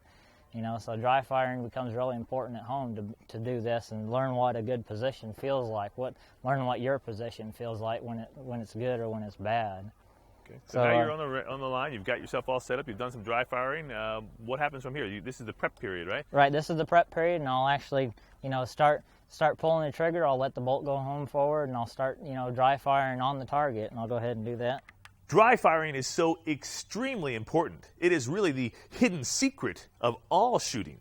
Not only does it help you become familiar with the feel of the rifle and the position and the way the sights are supposed to look, it also helps you develop the specialized muscles needed for consistent holds.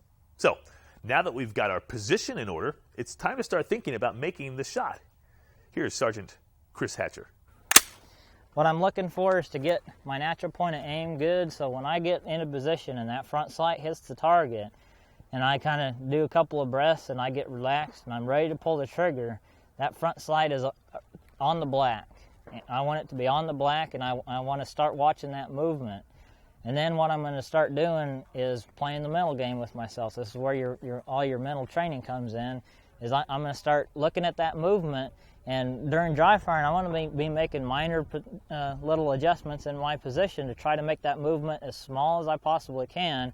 And no matter how good you are, or if there's no wind, you're never going to get it perfectly still standing. It's always going to move. And generally, like some of the best offhand shooters in the nation, their hold is a little bit smaller than the black total hold. During like about 2 or 3 seconds is all you can hold in the black, really, before you got to take another breath, and really that's about as steady as anybody can really hold it. So the beginners, well, they're holding and they're not much in the black at all. They're lucky to keep it pretty much in the scoring rings, which is still fine. You can still shoot really good shots like that. You just have to have really good trigger control and just trust your holds. Get it as small as you can during your preparation period, and when you're dry firing, get that hold as small as you can, and then just start watching it. And then when you think it's a good shot, you know, like if you're just trying to hit the black all the time, then when the front sight starts to enter the black, then you pull the trigger. And offhand is probably the position where you want to be the most aggressive on the trigger at.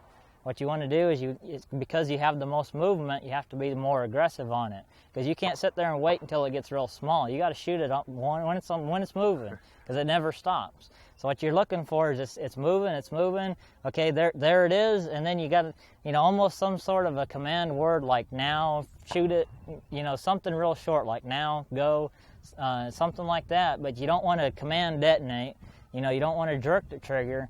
But what you want to do is you say, it's a timing thing. When your eye says now, your finger says now with it. And you want to shoot it while it's moving into the black and not away from the black, because you know you're kind of pushing the bullet some way or another. So you want to push it into it instead of out of it. And then that's where you have to become really good with your triggering, is you're watching it, no matter how big if your hold is from all the way across the target, and you can't get it no smaller than that, you can still shoot the black all the time. Because what you're doing is now it's a timing thing. As this starts to come towards the black, you pull the trigger. And then you learn, okay, I can't pull it when it's that far out of the black, I have to a little bit closer, or vice versa. You just start learning and start watching your hold and start learning timing with your finger. Your trigger finger can be trained to say, basically, it shoots right before your eye realizes, hey, that's a good shot. And that's really when you have really good trigger control, is when you shoot the shot right before you want to shoot the shot. Right before it looks like, hey, that's a really good shot, it's gone. And that's when you'll be like what we say inside a call. Okay. It's like when the front sight is in the black, and let's say if I call like, oh, that's a 10 at 3, but the front sight was good elevation wise and it was a little bit on the right, and I think, well, that's going to come up a 10 at 3.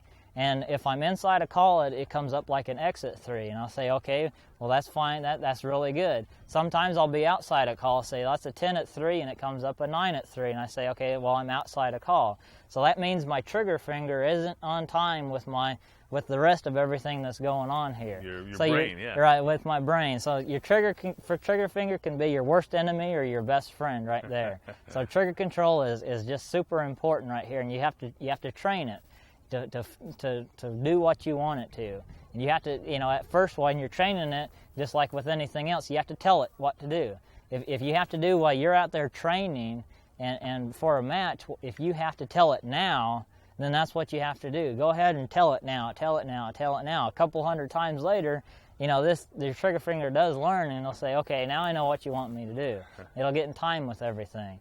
And you're either inside a call or outside a call or right on call. When you start shooting, especially for your siders, you get 2 siders for each stage. And on the first sider, you have to be able to say, you need to call your first shot. Before it comes up, you need to say, well, that's an 8 at like 12 o'clock. Go ahead and be honest with yourself. If you're not honest with yourself, then you're never going to be, any good at it. You can't correct any mistakes that you make. So go ahead and be honest. Oh, that's an 8 at 12 o'clock. If it comes up anywhere but 8 at 12 o'clock, you need to start moving your sights. Go ahead and click to where you move. Even if it comes up an X and you called it an 8 at 12 o'clock, you need to move your sights to where the next shot, if you call an 8 at 12 o'clock, is going to be an 8 at 12 o'clock. That's where you need to move your sights, because that's the way you start to shoot good, is you get on call with your shots, and then what you do is you need to make sure that front sight is in the middle where you want it to be, and then when you shoot a good shot, you say, oh, that looks like a good 10. Now you can start shooting 10s, and only then, if you're on call, then you can start shooting 10s when you start shooting 10s. But if you're not on call, you're never going to shoot a 10 when you point one. And it's just lucky that way. That's right. You're just pure luck. Okay, so you got your 2 sighters, and that's how you use the sighters. Right, that's how you use your sighters. You shoot them.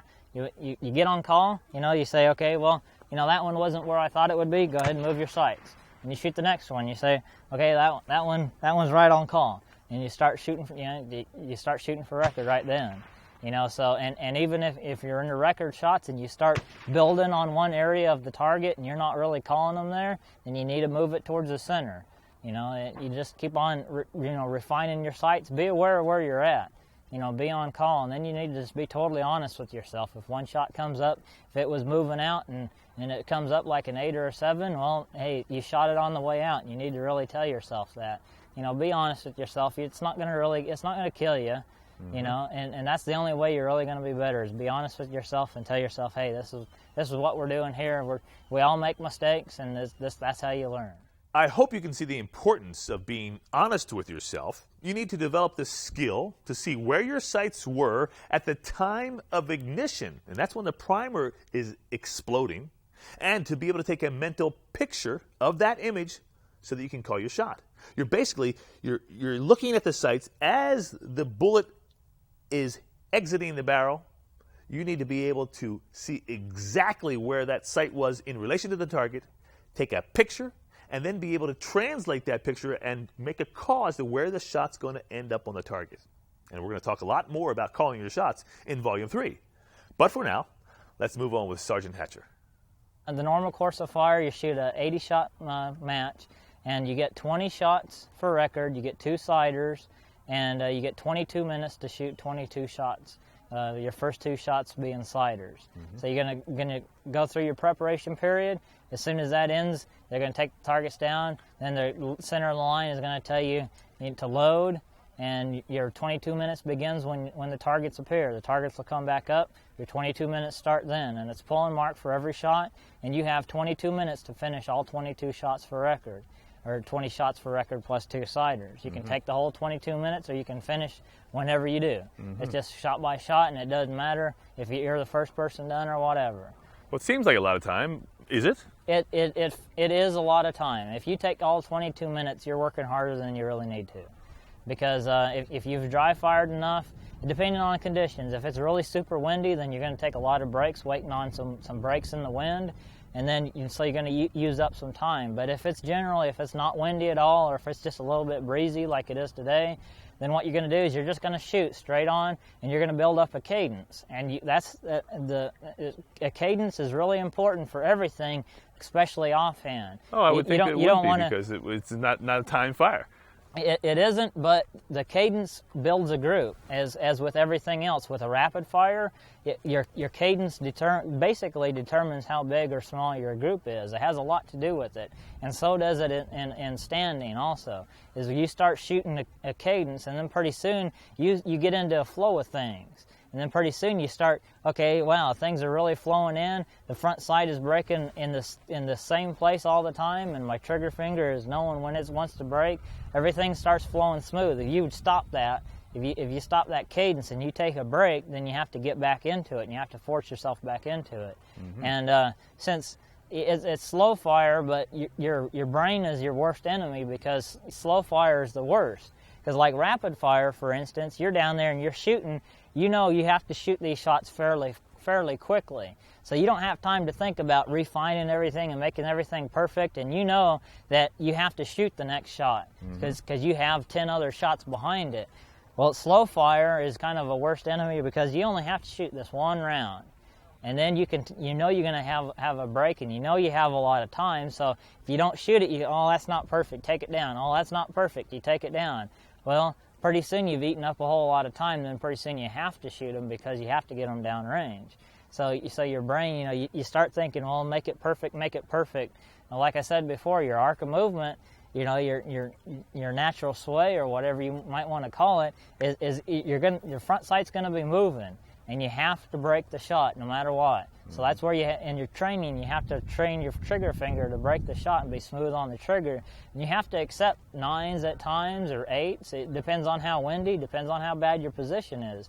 If you're a new shooter and you're just new at this, then 8s and 9s are pretty good scores. So you have to look at what level of a shooter are you, as determined. With me, a 9 is I consider that kind of a bad shot. But on a really windy day at Camp Perry, Ohio, I'll take a 9 and say, oh, that's pretty good, because it's really windy and the wind's blowing me around a whole lot. Where other people, they might have to accept like 7s and 8s. Let's see your process. I mean, obviously you mount the gun, you come down. Do you have a parameter, or are you trying to shoot? You can't hold the gun for that long. So you've got to get up there, you've got to squeeze a shot within a certain amount of time. Right. Show us kind of how you do it, and describe, do you have a set parameter? I want to shoot it within 5 seconds, I want to shoot it within 10 seconds, it's not I don't have a set time that I try to do things in. Again, it goes back to feel, okay? And it goes back to when you get in position, does it feel right? Okay, and that's the first mark I hit. I get in there and my front sight just begins to get on target, not even close to the black. Does it feel right at that point? Even though I'm not close to the black, I'm not close to my hold, and I'm still breathing, does it feel right here? If it doesn't, I'll back out of it. If it does, then that's the first little mark that I hit. My next little mark is I go down and I kind of settle down everything, and I say, okay, is my front sight moving around the black? If it is, that's the second mark. If it's not, I back out of it once again. Everything is always, and it's a complete back out. When I say back out of a shot, if I don't hit all my marks and I'm right there and I say, okay, it's not feeling right, it's not wanting to go, I back completely out, take the weapon out of my shoulder, and start over from scratch once again. I won't back up to the next step, the step before, because you really can't. It's a forward progress or all the way back to the beginning and start over again, which is where you need to build that cadence in. That cadence really comes into play. I never thought that you should have a cadence on this stage of the match. After all, you have 10 minutes to shoot 10 shots. But the way Sergeant Hatcher explains it, it makes a lot of sense. The cadence comes from the feeling you get for each shot. Does it feel good? Does it feel the same? Are each of the steps coming together like they usually do? You don't want to force a shot. You want it to come together in a familiar way according to a cadence. So, if it doesn't feel good, stop and start over. Now, it's time to put some bullets downrange. So let's get back to Fort Benning, Georgia with Sergeant Hatcher. All right, I'm going to go ahead and shoot my first sighter.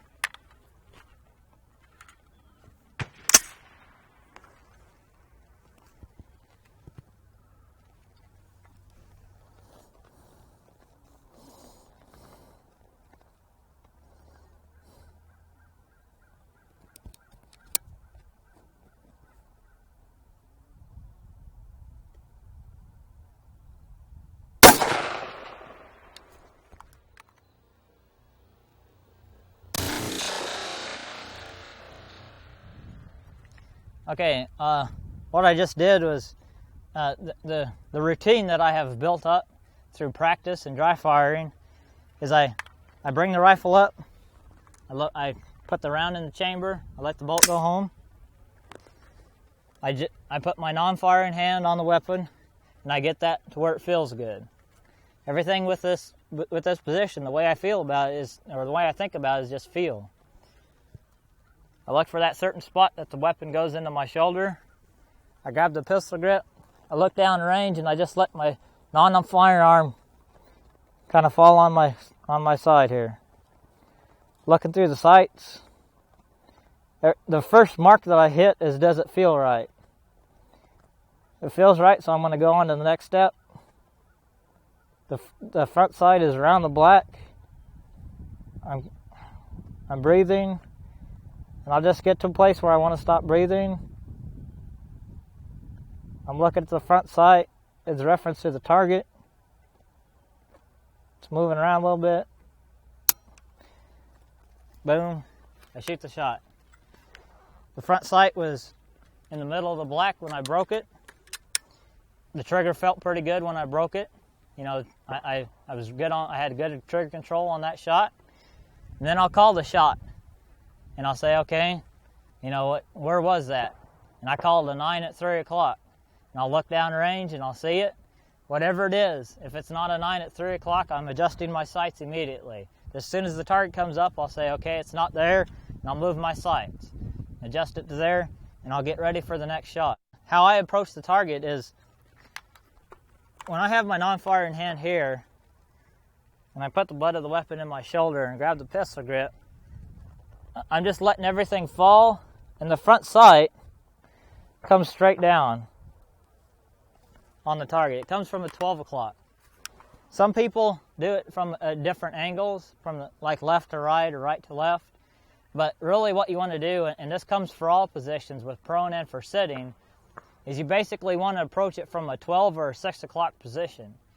And especially like in prone or sitting, I'm sure they'll mention it, is when you're in position in prone or sitting and you breathe, you want that front sight to go 12 to 6 o'clock.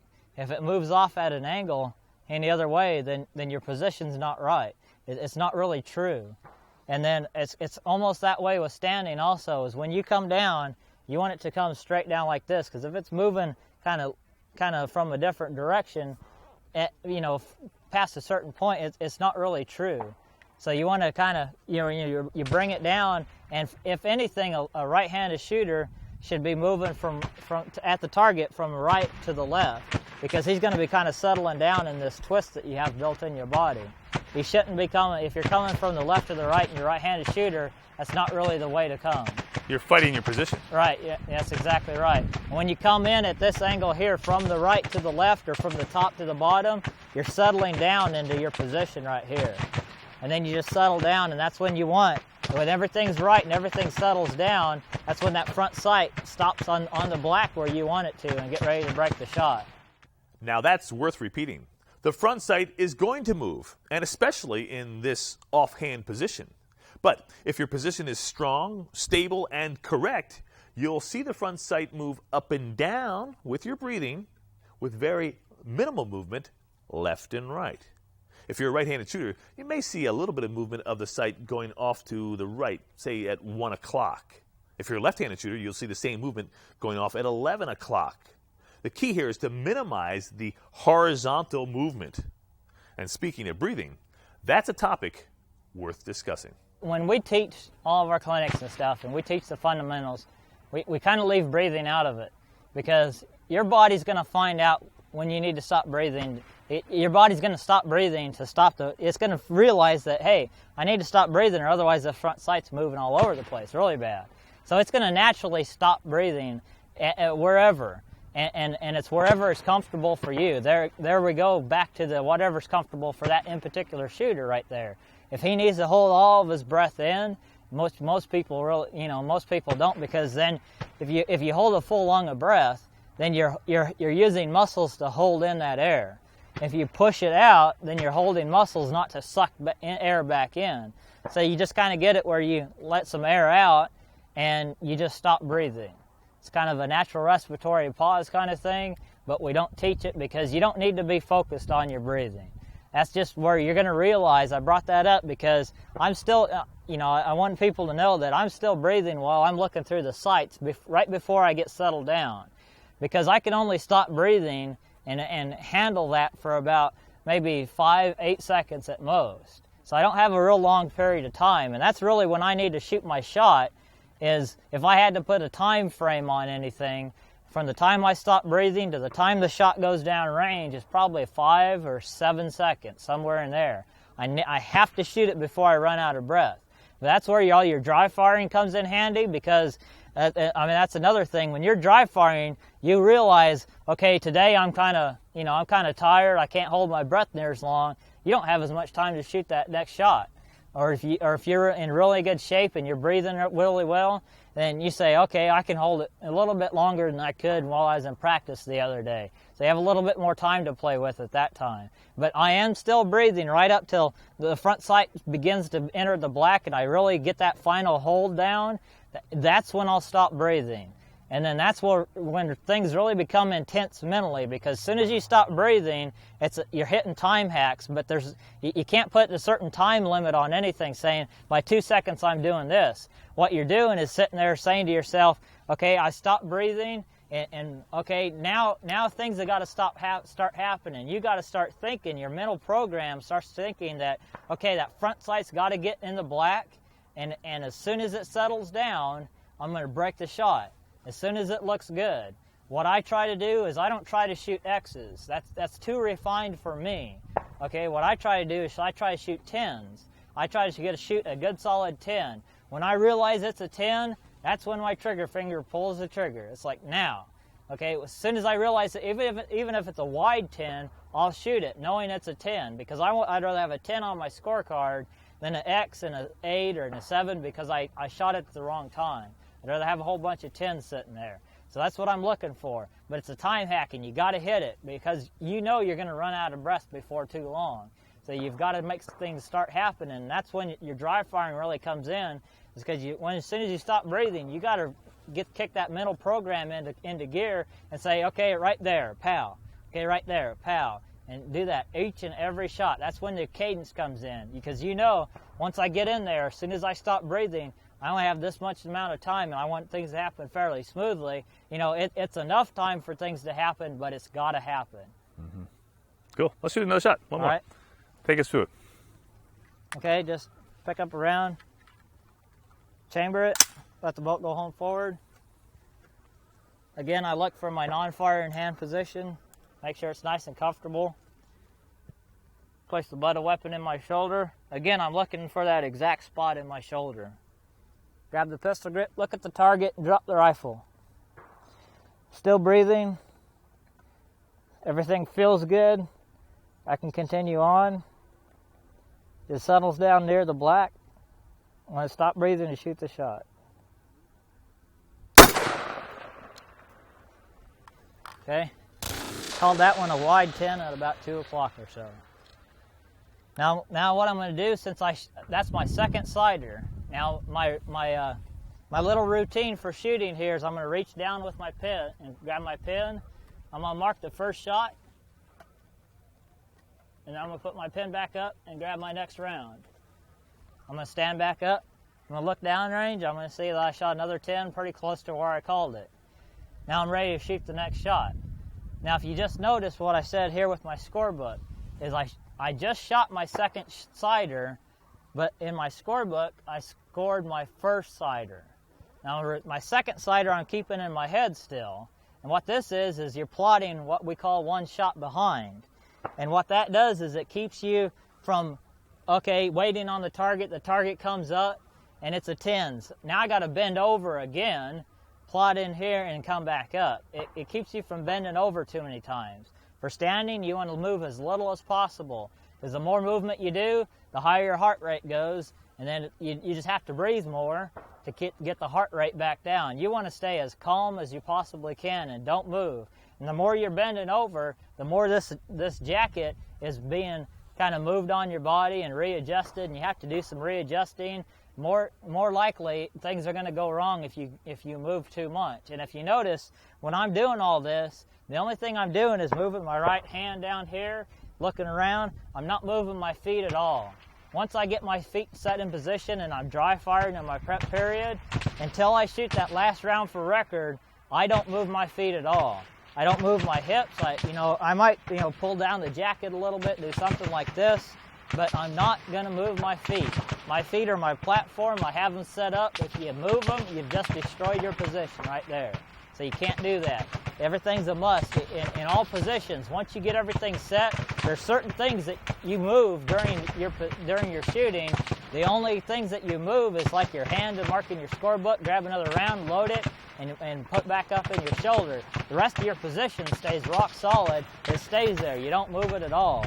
And then, like I said, if you plot the shot behind, as you notice, when I shoot my first round for record, I'll come back off of it. I immediately set my rifle down so I'm not holding the rifle up and wearing out my muscles up here, getting my heart rate up. And then I'll bend down, I'll mark my second sighter, I'll grab a new round, come back up. By that time, the target should be coming up, or you might have to wait on it a few seconds. Sit here and you wait on it, target comes up, you see where your next shot is, you call it, you adjust it, whatever you need to do, and then you start getting mentally prepared for the next shot. And then you just remember, okay, you shoot that shot, and where was that shot? And you have a second or two before the target goes down that you can say, okay, it was right there. Bend down really quick, write it down, grab your next thing. That's where your cadence starts coming into play. Pretty soon, if you get in getting into the zone, as they call it, is when you're just doing something and you don't realize what you're doing. You just kind of everything's flowing along. You've got to have a system. And whatever system you do, it has to be the same each and every time. Whether it be like my little routine that I go down and I shoot each shot, how I put my down-firing hand on the weapon, I put it into my shoulder. When I get down here, does it feel right? If it doesn't feel right, I break out of it. If it does, I just keep on going. And it's this little routine. But if you just generally pay attention to all these things as you're going, well, then you get into this nice little routine, and pretty soon you're on shot number 10. You're halfway through. You're on your 10th round for record, and pretty soon, and you don't even realize how you're shooting for score-wise. And pretty soon you've shot your best score you've ever shot before, just simply because you're so in tune to all this, paying attention to what you're doing here. It doesn't matter what you're doing down there. You're like, okay, well, pretty soon you look down, that's where people get nervous. That's where I get nervous. I get down into about like 17 rounds for record, and I've only dropped like 1 point, or I'm dropped no points, something like that, and I'll start getting nervous, like, oh, I'm starting to shoot a really good score. And then that's when I start getting nervous. But the thing is you build this routine up and you pay attention to this routine so much, you get away from shooting that certain score that you're trying to, because you're just plotting shots and you're trying to keep everything on call. You're trying to go through this mental routine of, okay, pull the trigger now, shoot a good shot. Does it feel right? Okay, I'm comfortable. hey, this is a nice day to be shooting. Think about a few other things like that. You say, I wonder what I'm going to eat for dinner. You know, and you really, you know, your mind just kind of wanders, and you just generally pay attention to what you're doing, and then pretty soon you've shot your 20th round for record, and you've shot a really good score, and you haven't really noticed it. So that's another good thing about, you know, having nice, simple routines down, and keeping your scorebook and building that cadence, and going by feel, saying, now this feels pretty good, and then pretty soon, you know, you're done with all your rounds for record, and you shot a really good score. You know, and you're ready for the next position. So if you pay more attention to the process than to your results or your score, you'll shoot better. And it makes a lot of sense. After all, this is more of a mental challenge than a physical challenge. So by staying focused on your routine, does it feel right? Does it look right? Developing a cadence and not really worrying about your score, you'll naturally shoot better. For it is the routine that you develop that will help you shoot more consistent scores. And what's really encouraging is that you can develop this routine with dry fire practice. The Army Marksmanship Unit dry fires regularly, and coming up we're going to see some of their dry fire practice. But first, let's head to the national matches at Camp Perry, to the pits, so we can learn how to pull and score targets. Before we begin, let's look at the Highpower rifle target and see how they are scored. Pay close attention here because there will be a test at the end of this segment. An X counts as 10 points and is designated with a red marker in the lower left-hand corner. Shots in the 10 ring are designated with a red marker in the lower middle of the target. Then counterclockwise for a 9, 8, and 7. A miss is designated with a marker in the upper center of the target. Then 6 and 5 points respectively. Competitors shoot a string of 10 shots for score, 100 points with 10 X's being the highest possible score. We're going to follow this shooter and watch his target, number 69, as the commands to fire are announced. Is the line ready? The line is ready. Your time will begin, and you may fire when your targets appear. All right, here we go. And we're waiting for the first shot, right? Waiting for the first shot. If it's in the black, he gets the white side out, and vice versa. And this is the scoring disc.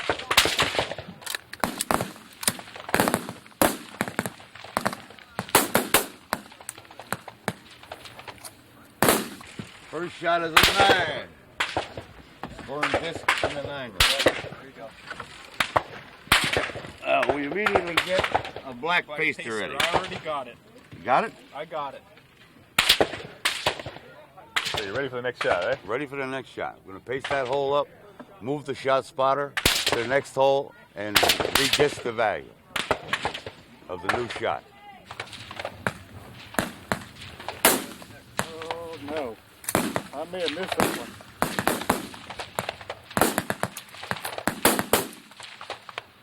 Mark 6'9". Mark 6'9". Oh, there it is. No, where is it? Gonna check all the rings. I never heard it come through. Never felt it come through. I don't see a hole. He gets a miss. Oh, that hurt. That hurts. I was there. Usually signifies a crossfire. Oh, okay. Now he has the option to challenge.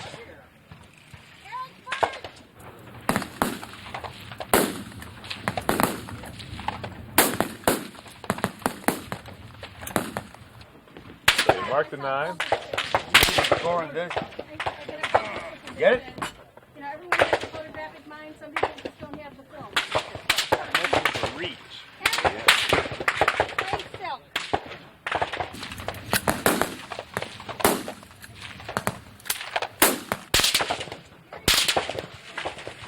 New shot is a 10. If it cuts the line, it gets the higher value.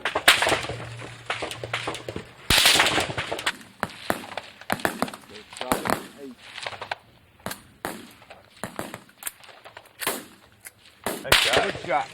Now he's on. Same value, 10. Target Target should be down and up in about 7 seconds or less. The old story is, if you give good fit service, you'll get good fit service. And it helps to have good service.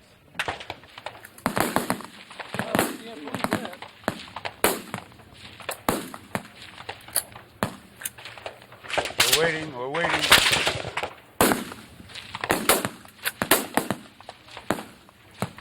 Slip it out the bottom. Now we invert, segregate the color. So you can see the black against the Right, white. black on white, white on black. And that's the value of a shot for an 8.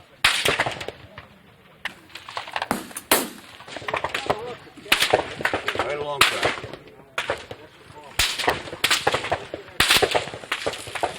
Down and up. You guys are good. We're good. A well-oiled machine here. Surprisingly loud down here. That's the supersonic crack of the bullet. Oh, okay.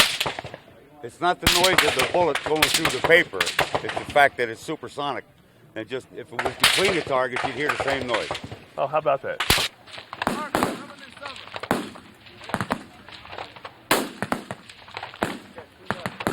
Put that one out.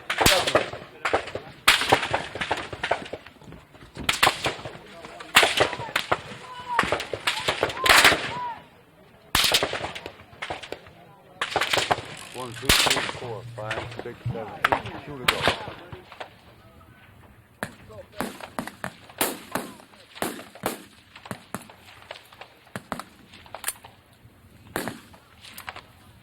And once again, we white on black, black on white.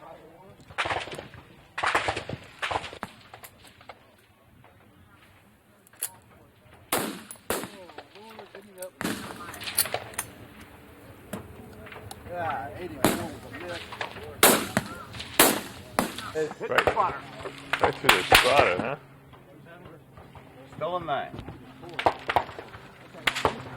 Now, it should be his last shot, but we don't know for sure, so you can't dope off. Now, would you worry about the guys next door to see if there's a crossfire? No one appears. No, you see, that would be up to their scorekeeper. Oh, okay. In other words, if they see the target go down and their shooter didn't shoot, right, they just disregard, the value of the shot. Okay. And if there is a crossfire, does he get to reshoot that one?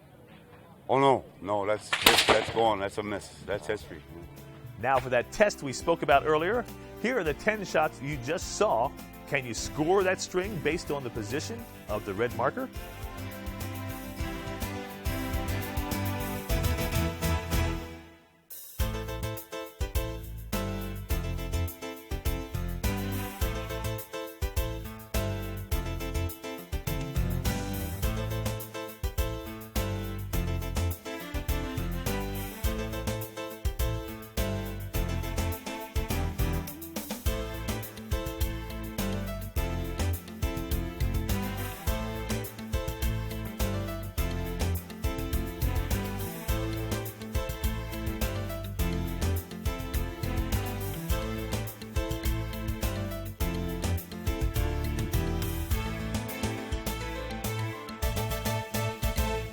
If you came up with a score of 79 points, you are correct.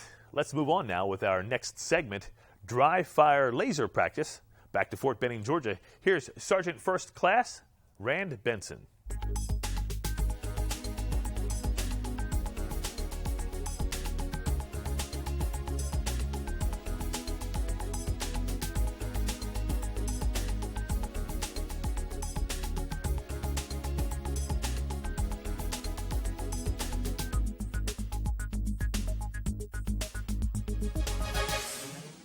All right, in keeping with our plan about training, and we recommend dry firing and position work, of course, and this is what we do a lot of times in the off season and during inclement weather so that we can train pretty much all year long. And also it helps shooters refine their position. They can try new things. But what we use for this, instead of just dry firing, we get some feedback also. What we have here is an optical shooting system, and it is a genuine shooting diagnostic device. How it works is that you have an optical unit which is an emitter and a receiver attached to the rifle. And this is connected to the computer via a serial port box that helps basically the optical unit talk to the computer. Now, How the system works is the target has a reflective surface on it, and the optical unit sends out a signal, and the target sends a signal back to the optical unit. And this is kind of neat because I could have 4 people training at the same time on the same target, but they each get their own feedback. I can divide the computer screen into 4 different areas, and they all can get their own feedback. Now what this shows is actually how the shooter is pointing at the target, how their hold develops. It shows all the way through the hold where the shot is placed, and even the follow-through after the shot occurs. And we can look at all that information in many different formats. All right, what we have here on the computer screen is a representation of the 200-yard target that we actually shoot in competition. The size and dimensions have been entered into the computer, and basically his hold is he's showing you how he's holding on this target as if he were really doing it.